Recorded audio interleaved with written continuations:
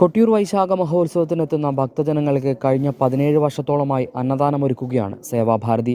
സേവാഭാരതിയുടെ നേതൃത്വത്തിൽ 3000-ലധികം പേർക്കാണ് നിത്യേന അന്നദാനം നൽകുന്നത്. സേവാഭാരതി തില്ലങ്കേരി മുഴക്കുന്ന് യൂണിറ്റുകളുടെ നേതൃത്വത്തിലാണ് ചൊവ്വാഴ്ച അന്നദാനം നടന്നത്.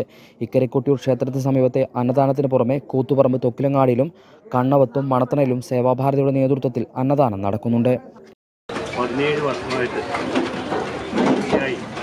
സേവാഭാരതിയുടെ കണ്ണൂർ ജില്ലയുടെ വിവിധ ഭാഗങ്ങൾ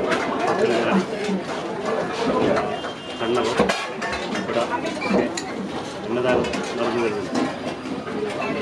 പ്രധാനമായിട്ടും ഉച്ചക്കത്തെ ഒരു അന്നദാന സദ്യയാണ് നടത്തുന്നത്.